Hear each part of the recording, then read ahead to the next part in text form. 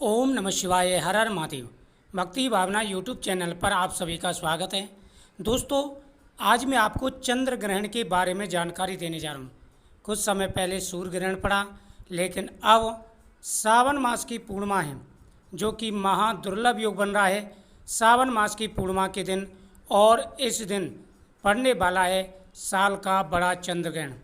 दोस्तों, यह चंद्र ग्रहण बहुत बड़ा है और इस चंद्र ग्रहण के कारण कई राशियां हैं जो बहुत ही ज़्यादा भाग्यशाली और शुभ रहने वाली हैं। 28 अगस्त 2026 को साल का आखिरी चंद्र ग्रहण लगेगा। ज्योतिष के अनुसार इसका असर 7 राशियों पर पड़ेगा। 7 राशि वाले बहुत ही ज़्यादा भाग्यशाली और शुभ रहने वाले हैं। दोस्तों, यह साल का आखिरी चंद्र ग्रहण लगने जा रहा है, जो कि सावन पूर्णमासी के दिन यानी रक्षाबंधन के दिन पड़ेगा। जब भी चंद्र ग्रहण या सूर्य ग्रहण पड़ता है तो सबसे ज़्यादा असर गर्भवती महिलाओं पर पड़ता है। गर्भवती महिलाओं को बहुत ध्यान रखने की आवश्यकता है। गर्भवती महिलाओं को गेरू ला कर के पीठ पर जरूर लगा लेना है। ग्रहण काल में 5 काम नहीं करने, 5 बातों का विशेष रूप से ध्यान रखना है। चंद्र ग्रहण जब भी पड़ता है तो उससे 9 घंटे पहले सूतक प्रारंभ हो जाते हैं। सबसे पहली बात, अग्नि का कोई कार्य नहीं करना है, ना ही खाना बनाना है, ना ही दीपक जलाना है। फल सब्जी आदि ना काटें। गर्भवती महिलाओं को ग्रहण काल में, जब ग्रहण शुरू हो तब से लेके समाप्ति काल तक सोना नहीं है, खाना नहीं खाना है और नाखून नहीं काटने। इन बातों का विशेष रूप से ध्यान रखना चाहिए। दोस्तों, जब भी ग्रहण पड़ता है तो राशियों पर इसका बहुत ज़्यादा प्रभाव देखने को मिलता है। ज्योतिष गणना में यह ग्रहण कुंभ राशि और शतभिषा नक्षत्र से जुड़ा माना जा रहा है। ग्रहण के दौरान चंद्रमा और राहु का संबंध बनने की वजह से मन, भावनाओं, निर्णय क्षमता और मानसिक स्थिति से जुड़े विषयों को महत्वपूर्ण माना जा रहा है। ज्योतिष के अनुसार जब भी ये चीज़ें होती हैं तो बहुत बातों का ध्यान रखना चाहिए।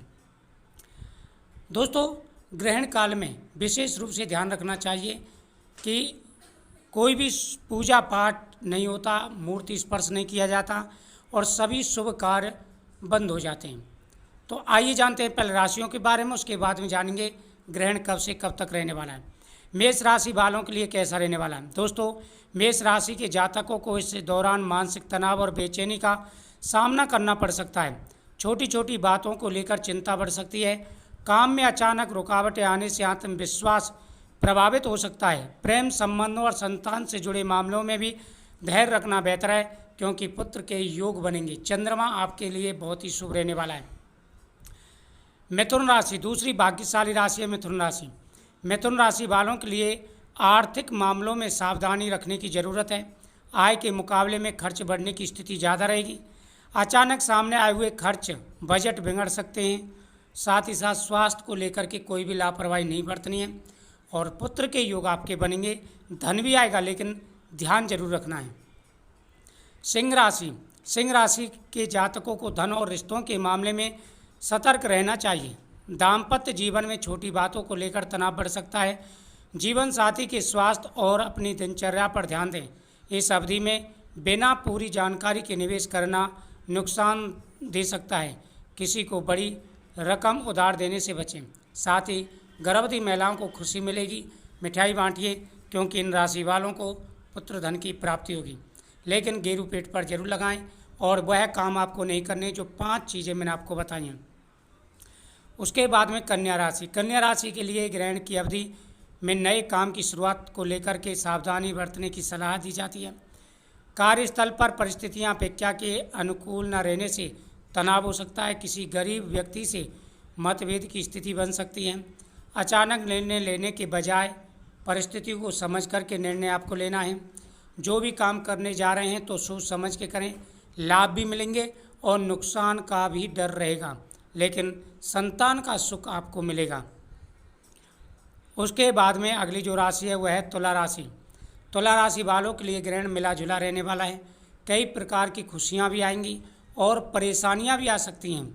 इसलिए विशेष रूप से ध्यान रखना है कि आपको ज़्यादा से ज़्यादा भगवान के मंत्रों का जाप आपको करना है। धनुराशि, धनुराशि के लोगों के लिए आर्थिक और सामाजिक मोर्चों पर उतार चढ़ाव देखने को मिलेगा। व्यापार करने वालों को किसी भी सौदे में जल्दबाजी नहीं करनी है। आपकी किसी बात का गलत अर्थ निकाला जा सकता है, इसलिए सावधानी रखें। सार्वजनिक या पेशेवर बातचीत में संयम रखें। प्रेम संबंधों में भी गलतफहमी पैदा हो सकती है, लेकिन पुत्र सुख प्राप्त होगा। यह योग आपका बन रहा है। कुंभ राशि पर इस ग्रहण का प्रभाव विशेष रूप से महत्वपूर्ण माना जा रहा है, क्योंकि ज्योतिष के अनुसार ग्रहण इसी राशि से जुड़ा है। इस दौरान वैवाहिक जीवन, संतान और आर्थिक मामलों में तनाव की स्थिति बन सकती है। कार्य क्षेत्र में मेहनत के बावजूद अपेक्षित परिणाम न मिलने से निराशा हो सकती है। अनजान व्यक्ति के साथ पैसों का लेन देन करने से बचना है। मीन राशि वालों के लिए ग्रहण बहुत ही शुभ रहने वाला है। पुत्र के योग है, धन के योग है। कारोबार में सफलता मिलेगी। अचानक से लाभ मिलने शुरू हो जाएंगे और कई प्रकार की खुशियाँ आपके जीवन में आएंगी। तरक्की और कामयाबी आपको मिलेगी। दोस्तों, आपको बता दें, यह ग्रहण भारत में दिखाई नहीं देगा, इसलिए खगोलीय दृष्टि से इसे लेकर के घबराने की आवश्यकता नहीं है। धार्मिक मान्यताओं का पालन करने वाले लोग अपनी पारिवारिक परंपरा के अनुसार पूजा पाठ व अन्य नियमों का पालन कर सकते हैं। और साथ ही साथ महिलाओं को घेरू पेट पर जरूर लगा लेना है। अगर ग्रहण की बात करें तो दोस्तों, यह ग्रहण सुबह 6:54 से शुरू होकर दोपहर 12:32 तक रहेगा। ग्रहण का मुख्य आंशिक चरण सुबह 8:04 से लेकर के 11:22 तक रहेगा, जबकि इसका चरम सुबह 9:43 पर होगा। भारत में ग्रहण दिखाई नहीं देगा, क्योंकि उस समय चंद्रमा क्षितिज के नीचे रहेगा। इसी वजह से भारत में सूतक काल भी लागू नहीं होगा।